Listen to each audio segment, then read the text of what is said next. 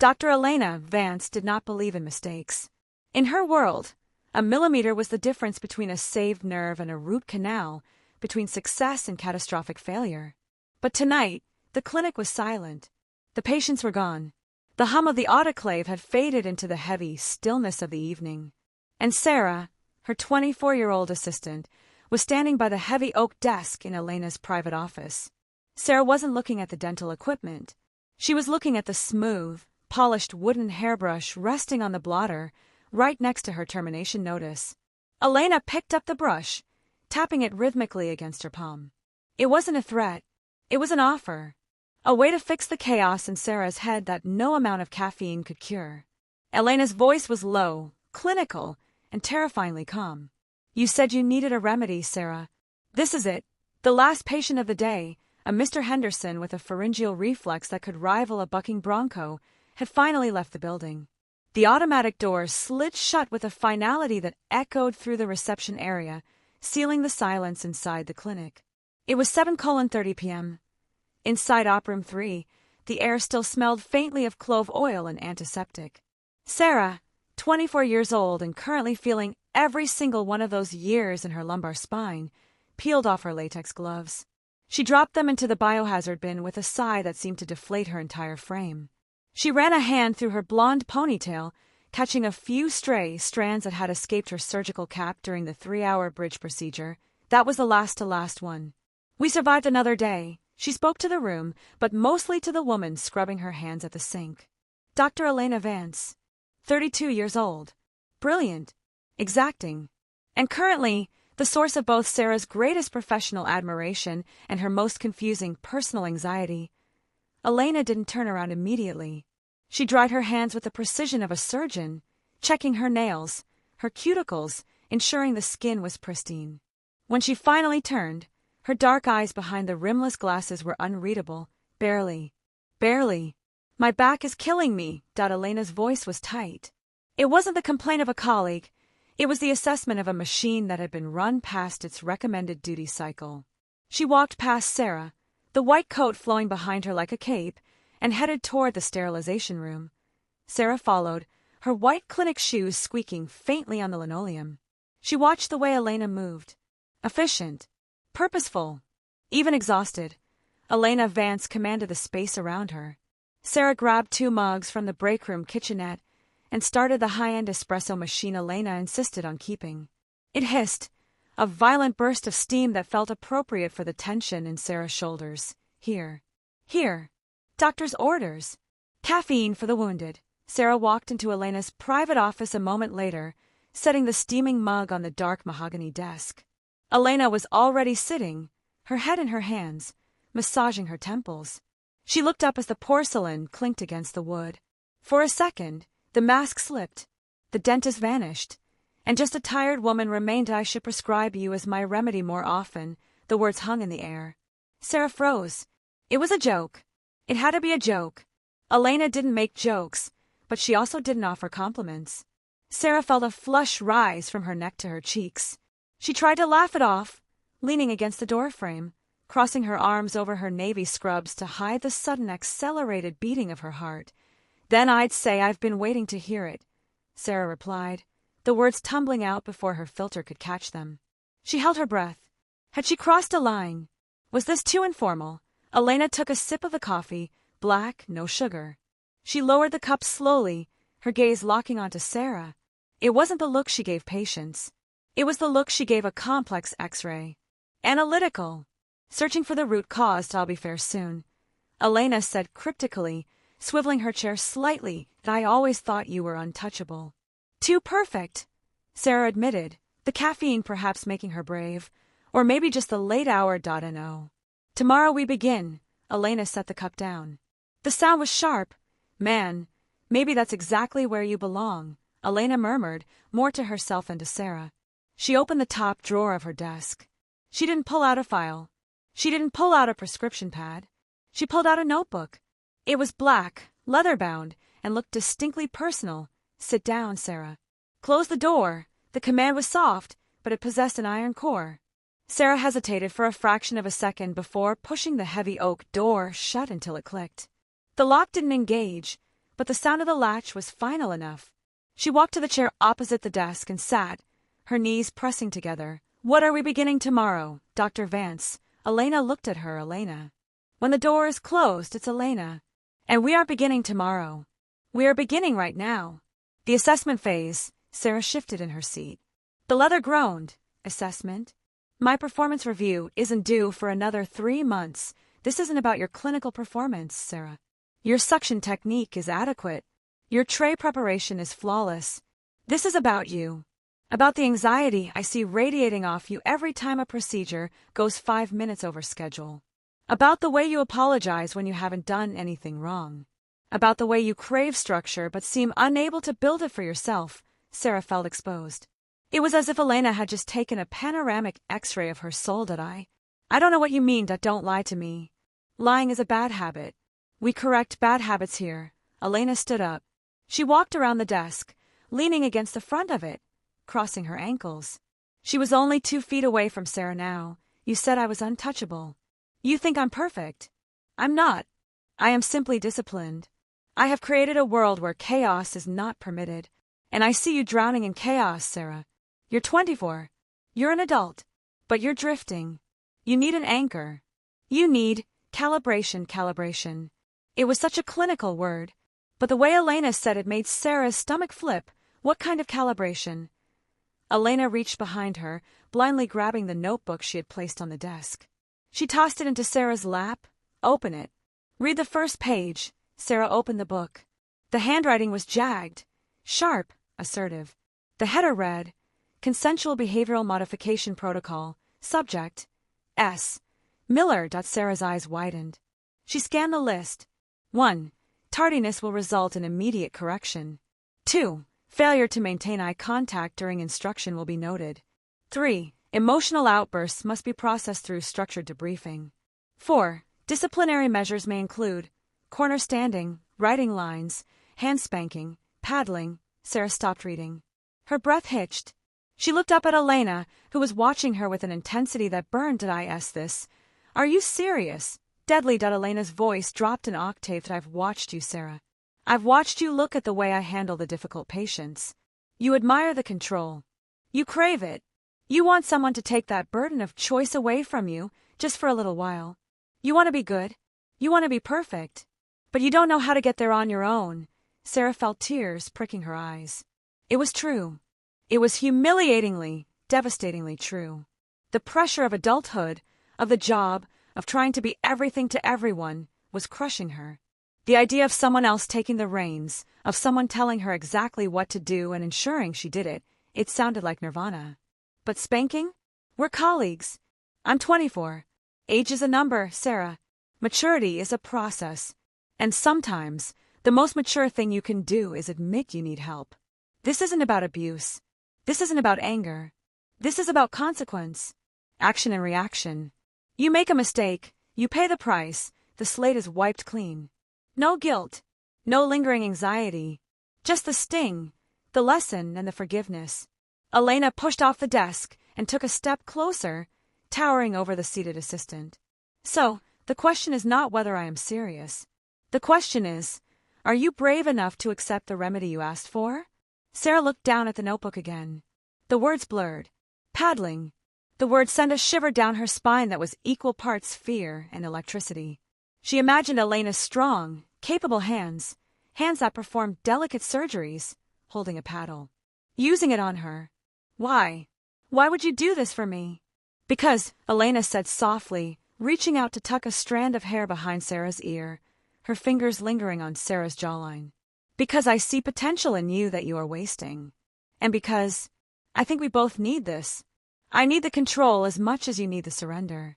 The air in the room was thick, charged with a static that made the hair on Sarah's arm stand up. This was a crossroads. She could get up, walk out, file a complaint, and leave. Or she could stay. She could sign her name to this insane, terrifying, beautiful contract. Sarah took a deep breath.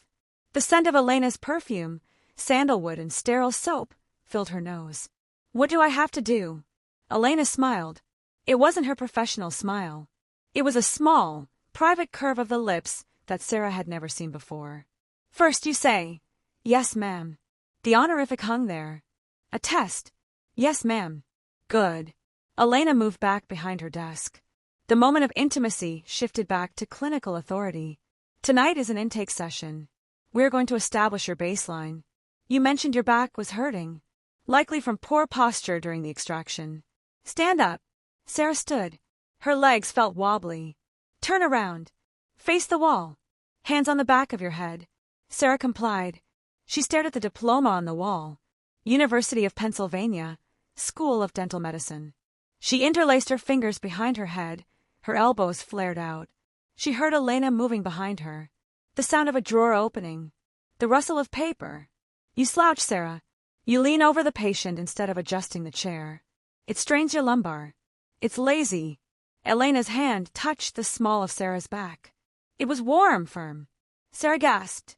Correct your posture. Shoulders back. Chest out. Hips aligned. Sarah adjusted. The strain in her back flared, then settled into a dull ache. Better. Now hold it. How long? Sarah whispered. Did I give you permission to speak? No. No, ma'am. Then be silent. You will hold this position while I finish my charts. If you move, if you drop your arms, we will move directly to the practical application of rule number 4. Sarah stood there. The silence of the office was deafening. She could hear the scratch of Elena's pen on paper. Scritch, scratch, pause. Scritch, scratch. Her arms began to burn. Her shoulders screamed. But she didn't move. She focused on the white wall, on the texture of the paint. For the first time in months, her mind wasn't racing with a to-do list. It wasn't worrying about bills or her car's transmission. Her entire world had narrowed down to 2 things, the burning in her arms and the woman sitting behind her. 10 minutes passed. It felt like an hour. Sweat began to bead on Sarah's forehead. Her left arm trembled. She bit her lip to keep from whimpering. Elena's chair scraped back. Footsteps approached. You're shaking. Elena's voice was right at her ear. I'm trying, ma'am. I know. You're doing well. Elena's hands gripped Sarah's elbows, supporting them for a brief second. The relief was intoxicating. You may relax. Sarah dropped her arms, groaning softly as the blood rushed back into them. She turned around, expecting to see mockery. Instead, she saw assessment. This is the dynamic, Sarah. Strain. Endurance. Relief. Elena leaned against the desk again, crossing her arms. But tonight, we need to address the untouchable comment. You think I am distant. You think I am cold. I didn't mean it like that, Sarah protested weakly. I know what you meant. But to trust me with your discipline, you need to know that I am present. That I am right here with you. Elena reached into the drawer again. This time, she pulled out the object Sarah had seen in her mind's eye. A hairbrush. It was an antique style, heavy wood, with boar bristles on one side and a smooth, flat back on the other. This isn't a medical instrument. It belongs to me. It has been used for correction before. Sarah stared at it. The varnish caught the light. I want you to experience the difference between pain and care. Between the chaos you live in and the order I can provide. Elena gestured to the leather couch that sat against the far wall of the office. It was a dark, Chesterfield-style sofa, usually reserved for consulting with parents or wealthy donors. Over the arm of the couch, Sarah. Now. Sarah's voice squeaked. We begin as we mean to go on. No hesitation. Sarah walked to the couch. Her heart was hammering against her ribs like a trapped bird. This was insane. This was happening. She bent over the high, rolled arm of the sofa.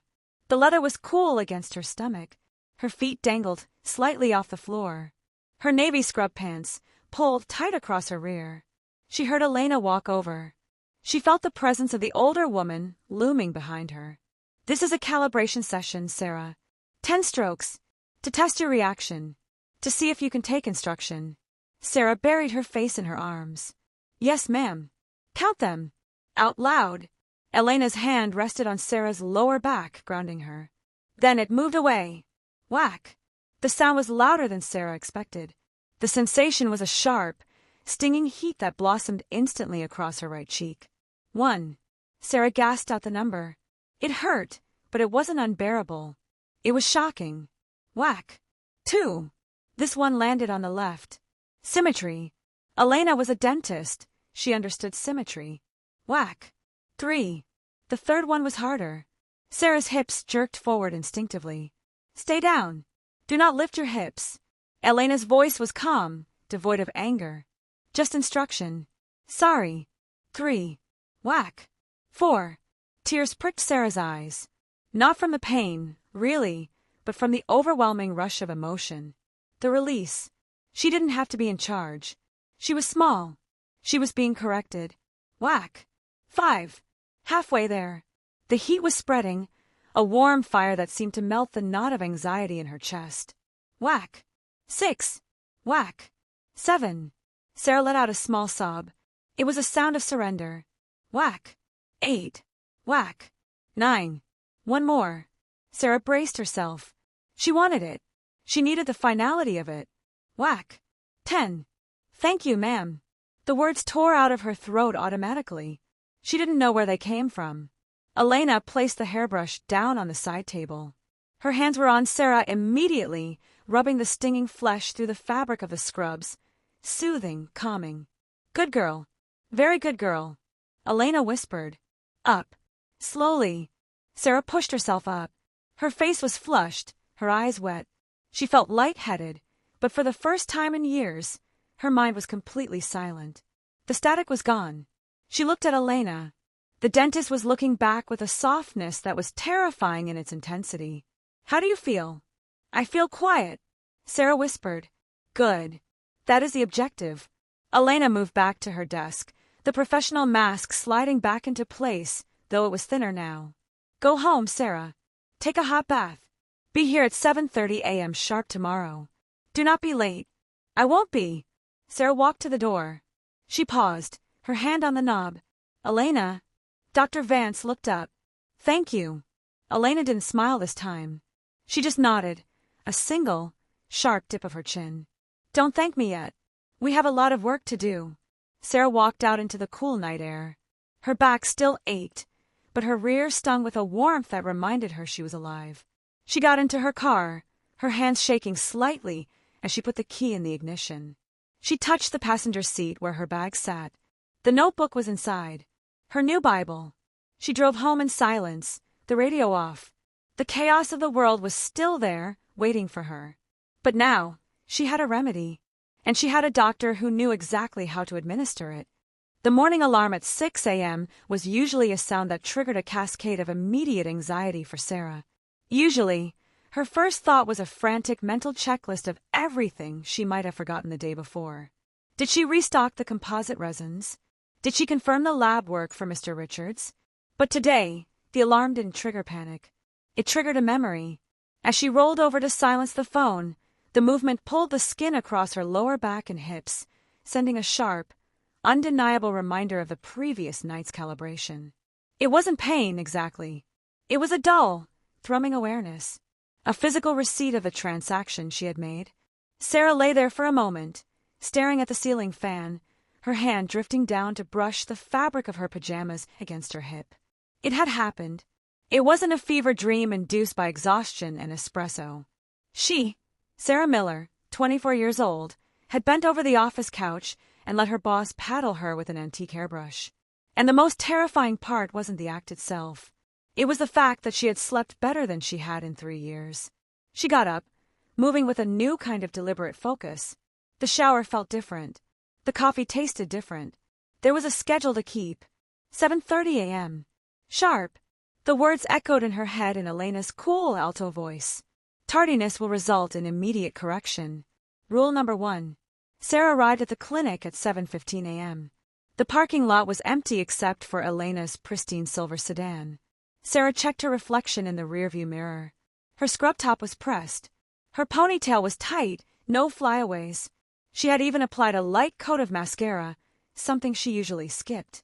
She grabbed her bag, feeling the weight of the black notebook inside, and stepped out into the crisp morning air. The clinic was quiet, bathed in the soft, sterile blue of the standby lights. Sarah keyed in her code, the beep echoing loudly. She walked straight to the break room, deposited her lunch, and then headed for the sterilization bay to begin the morning cycle. You're early. The voice came from the doorway. Sarah spun around, nearly dropping a cassette of instruments. Dr. Vance, Elena, was standing there. She was immutable, perfect. Her lab coat was buttoned, her glasses catching the light. There was no trace of the intimacy from the night before. No softness. She was the doctor. "Good morning, Dr. Vance. I wanted to get a head start on the autoclave cycle." Elena walked into the room. The space was small, forcing them into close proximity. She didn't look at the instruments. She looked at Sarah. She circled her, a slow, predatory orbit that made the hair on Sarah's arm stand up. Elena stopped behind her. Sarah held her breath, staring at the biohazard poster on the wall, her heart hammering against her ribs. "Your shoes are scuffed, Sarah." Sarah looked down. There was a faint gray mark on the toe of her right white clinic shoe. I must have kicked the door on the way in. "I'm sorry. Don't apologize. Fix it. Details matter. If you can't maintain your uniform, how can I trust you to maintain a sterile field?" Elena's voice was devoid of malice, but it was heavy with expectation. "Yes, Dr. Vance. I'll clean it immediately." "Good. And Sarah?" "Yes, ma'am." The honorific slipped out. It felt dangerous to use it in the open clinic, even with no one else there. But Elena's eyes narrowed slightly, a flicker of approval passing through them. "My coffee." 2 minutes. Elena turned and walked out, her heels clicking a rhythmic beat on the floor. Sarah let out a breath she didn't know she'd been holding. This was it. The duality. In the light of day, she was the employee, subject to scrutiny. But underneath, there was the current, the protocol. The morning rush was brutal. A double root canal at 9 a.m., followed by an emergency extraction at 11 o'clock. The clinic was a whirlwind of suction noises, the high-pitched whine of the drill, and the constant, demanding beep of the curing light. Through it all, Elena was a machine. She worked with a terrifying efficiency, her hands steady, her commands short and clipped. Suction. Retractor. 15 blade. Sarah moved in sync with her, anticipating her needs. The calibration seemed to have sharpened her senses. She wasn't second-guessing herself. She was reacting. But the pressure was building. The emergency extraction was messy, a fractured molar with curved roots. The patient was anxious, flinching every time Elena moved. "Keep him still, Sarah." Elena snapped, her patience fraying as the patient jerked his head again. "I'm trying, doctor." Do not make excuses. Stabilize the head." Sarah adjusted her grip, her muscles straining. She felt the sweat trickling down her back. The patient gagged on the gauze. Sarah flinched, pulling the suction tip back too quickly. It hit the patient's lip, a minor bump, barely a graze, but in Elena's world it was an assault. "Careful!" Elena hissed, her eyes flashing over her mask. Sarah froze. The air hung between them. She saw Elena's eyes flick to the clock, then back to Sarah. It was a micro-expression, gone in an instant, but Sarah knew what it meant. Marked. By the time the patient was dismissed, numb and groggy but grateful, it was 1 p.m. Lunch. The clinic closed for an hour. Usually, Sarah would eat a sandwich while scrolling through her phone in the break room. Today, as she was peeling off her gloves, Elena appeared at the operatory door. "My office." "Bring the book." Sarah's stomach dropped. She hadn't even had water yet. She went to her locker, retrieved the black notebook, and walked to the back office. The door was ajar. She pushed it open. Elena was sitting at her desk, eating a salad. She didn't look up. "Close the door." "Sit," Sarah bade. She placed the notebook on the desk and sat on the edge of a chair, her hands clasped in her lap. She felt like a schoolgirl called to the principal's office, but the dynamic was far more complex. It was a mix of dread and a strange, hot desire to be absolved. "Open it to today's date." Sarah opened the book. It was blank. "Right." Elena took a bite of her salad, chewing slowly before speaking. 11:42 a.m. Failure to maintain situational awareness resulted in patient discomfort. Sarah picked up the pen from the desk. Her hand shook slightly as she wrote. The ink looked stark against the white paper. 11:42 a.m. Failure to maintain situational awareness resulted in patient discomfort. She finished and looked up. "Is that all, ma'am?" Elena put her fork down and wiped her mouth with a napkin. She looked at Sarah, her expression softening just a fraction. "You're hungry." Yes. A little. Hypoglycemia leads to tremors. Tremors lead to mistakes. You will eat your lunch. But first, we address the failure. Sarah's heart skipped a beat. She looked at the couch. Elena chuckled, a low, dry sound. Not every error requires the paddle, Sarah. That is a blunt instrument. Sometimes, we need a finer tool. Like a scaler. Elena stood up and walked around the desk. Stand up. Sarah stood. Go to the corner. By the diploma. Face the wall. Corner time. Sarah blinked. It seemed so juvenile. So simple. You think it's childish. Elena read her mind effortlessly. It is. That is the point. You acted like a novice, lacking control. So you will be treated like a child who needs a timeout to reflect. Nose to the wall. Hands behind your back. 10 minutes. Sarah walked to the corner. The wall was painted a soothing gray, but up close, it was just a wall. She stood there, her nose an inch from the plaster. She heard Elena sit back down. She heard the sound of the salad container opening again. This was humiliating. Standing in the corner of her boss's office while Elena ate lunch. Anyone could walk in. The hygienist, the receptionist. Lock the door, Elena said, answering the unasked fear. I'm not cruel, Sarah. This is private. Sarah relaxed slightly, but the tension in her legs remained. 10 minutes. It sounded like nothing. But 2 minutes in, the silence began to amplify her thoughts. She replayed the mistake with the suction tip. She replayed the look in Elena's eyes. She realized how careless she had been. She had let the patient's anxiety become her anxiety. Don't slouch. Elena's voice cut through her thoughts. I can see your reflection in the window, Sarah. Stand tall. Own your penance. Sarah straightened her spine. The burn in her legs returned. This was psychological endurance. It was forcing her to sit with her mistake instead of brushing it off with a sorry. 5 minutes passed. Then 7. Why did you flinch? Elena asked suddenly. Sarah stared at the wall. He gagged. I got scared he was going to vomit. Fear is a reaction.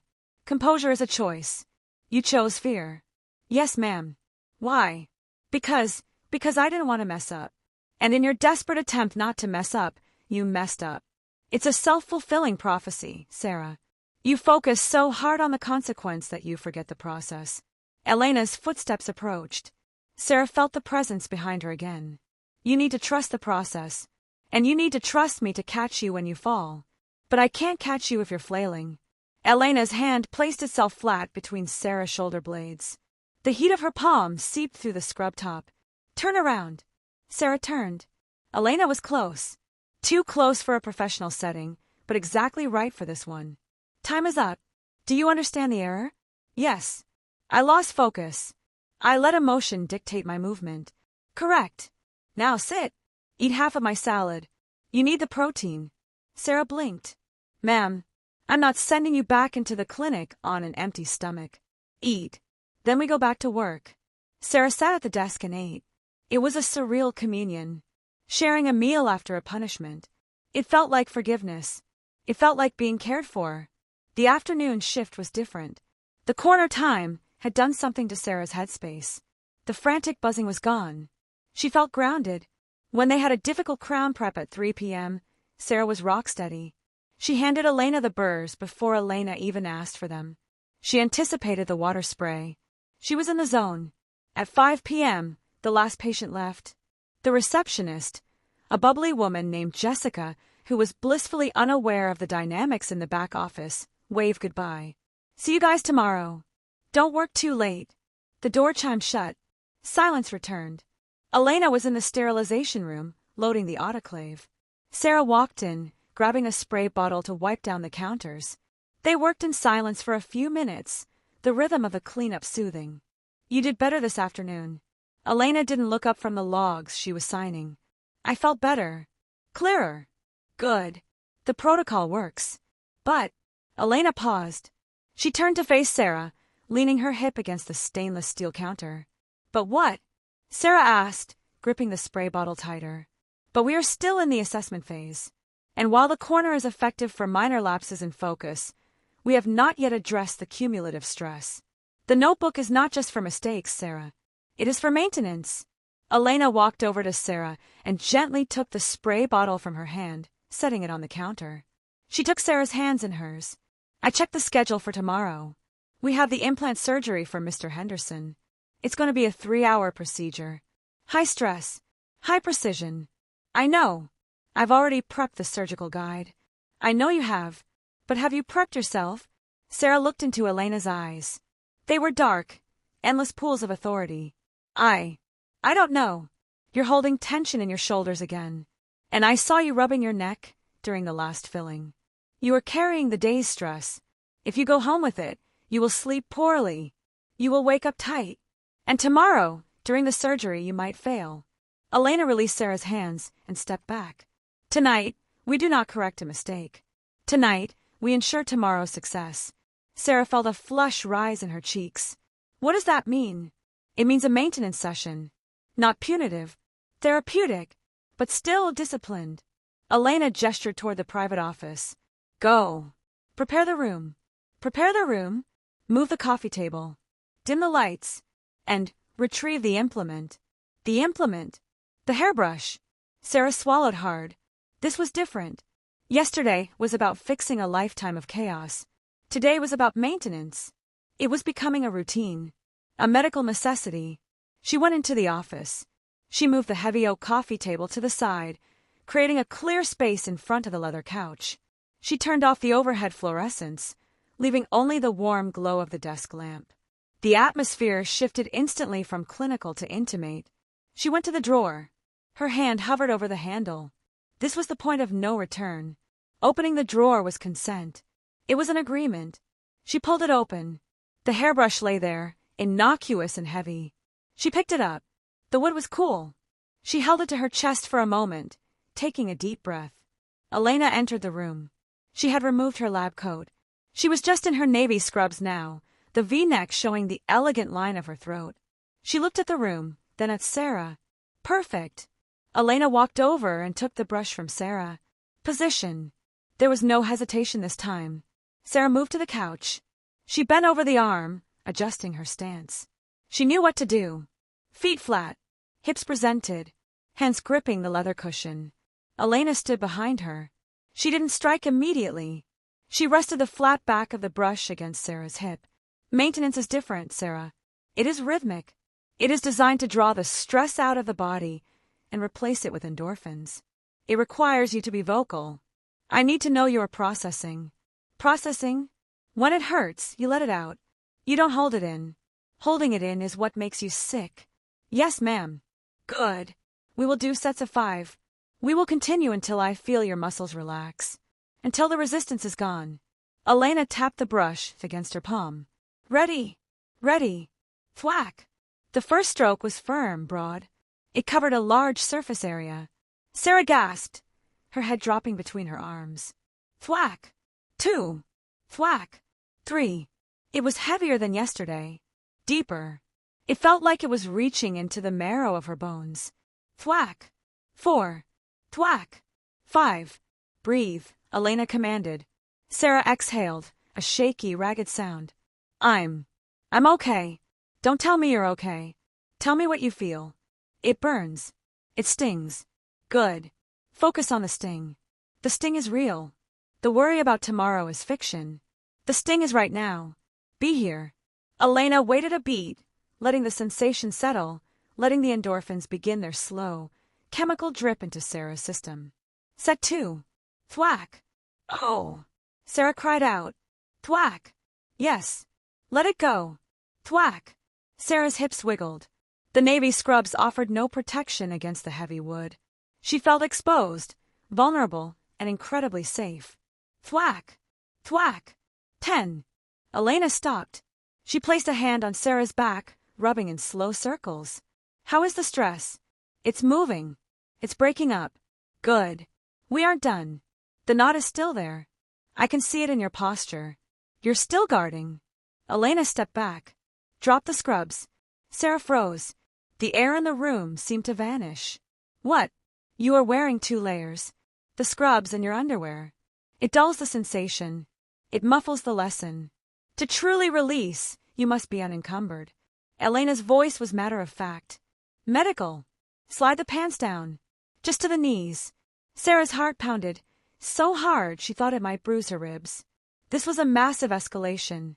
This was skin. This was real. But she remembered the surgery tomorrow. She remembered the feeling of failure. She didn't want to fail.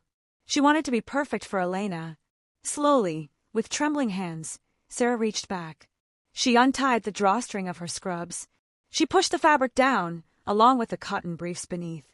The cool air of the office hit her skin, sending goose flesh rippling across her thighs. She was bare, exposed. She leaned back over the couch. The leather was cold against her bare thighs, but her face burned with a heat that had nothing to do with the temperature. Better, Elena said softly. Her eyes swept over the exposed skin. There was no lust in her gaze, only a critical, appreciative assessment of the canvas she was about to work on. This requires trust, Sarah. Absolute trust. I trust you, Sarah whispered into the cushion. I know. Elena raised the brush. Set 3. Skin. Crack. The sound was different. Sharper. The sensation was electric.